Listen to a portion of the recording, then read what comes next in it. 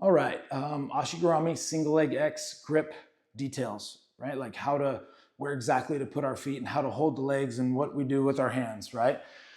But just to start off, pretty simple inside control, right? Like right now we're 50-50. We each have a foot to the inside. Right now, TJ is winning. Right now, I'm winning, okay? At the base, the first level of the game anyway. So I'm gonna straighten out my left leg and just slide through, okay? Right away, I go for the saddle horn and I go for this top leg control. Even as I'm just getting set, boom. Now that was a rep just to begin repping, right? Just entering the position, right? So we're just chilling here again and I'm just sliding in. I go hand right to the top of the saddle horn and I wanna get my crab claw here, pincher, above his calf, right? I'm not grabbing his calf or his ankle or even his knee. I'm right behind. And I like to, like, right now I'm doing a curl. But if I squeeze and hip in and kind of stretch him out, it's almost more like I'm hanging, right? I'm not pulling so much. And I also have the saddle horn, right? Because it's all about knee line control and hip control and all that, right? I'm constantly trying to pull his knee line above my hip line, okay? So here I am. Now, notice all my weight is on his foot. I don't have an elbow on the mat here, okay? So all my weight is on that foot. So without even, grabbing that leg, I have the control. I'm here, okay? A really important one. I'm not just randomly putting my foot anywhere, right? What I'm actually feeling for is his hip bone, okay? Got that bony hip, right? I kind of like click into that. Now, if you were to try to push my foot off with that hand, it doesn't work so well because, yeah, I'm on that hip bone. But if he turns his hips, now that's what he's got to do to kind of unclick it, right? Kind of unshelf it.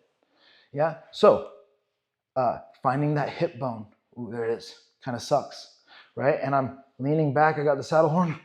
I like to really try to turn, even if you're not doing combat jiu-jitsu or MMA, this is just a bad practice for leg locks, right? So if you can get hit, even if you're not doing jiu-jitsu with strikes, no, it's just bad position.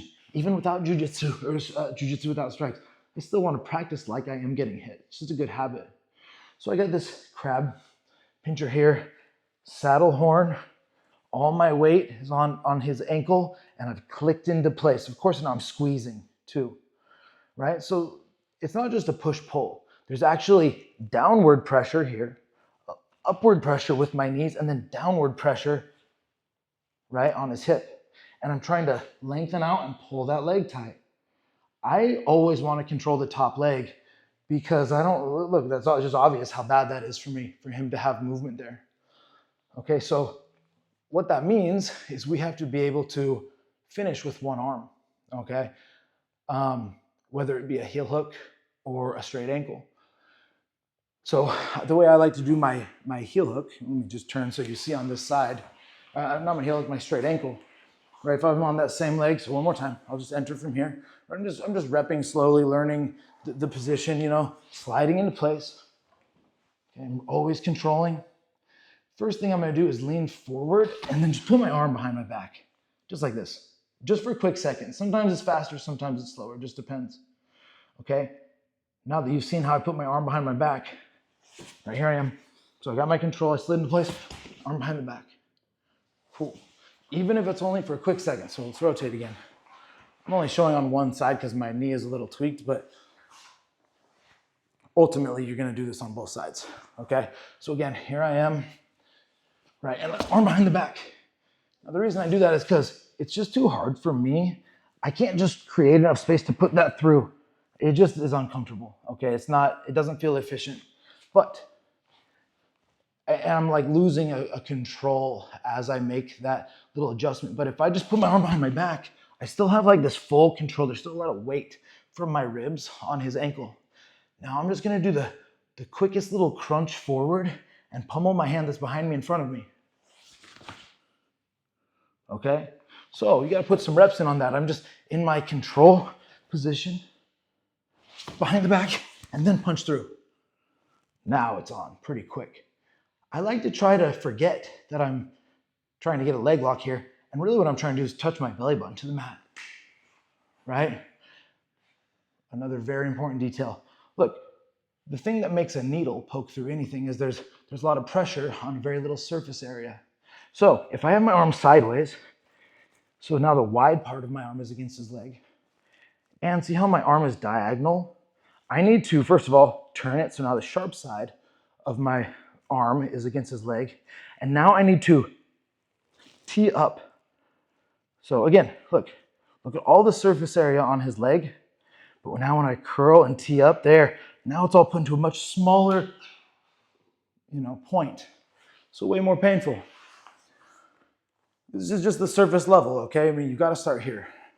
Being able to just slide into place, have a good bite on things, a really good bite, and not let him pull on your head. I'm leaning back, like, can you lean forward? The way my heel is in his guts anyway, he doesn't like it, right? So now I'm here, and I'm here.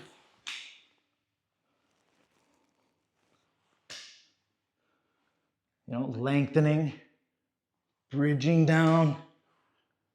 If even here, and he's good, I let go to go two arm, he's gonna take this foot and he's gonna pummel to the inside, right? You see what I mean? That's why it's so important to be able to finish one-handed. But it just takes time to be able to bite into those positions, not lose it, and then slowly make it more painful, right? It just takes time to have like sharp bones right here. You can do some bone hardening exercises, right? To kill these nerves here so that, you're just slicing through ankles.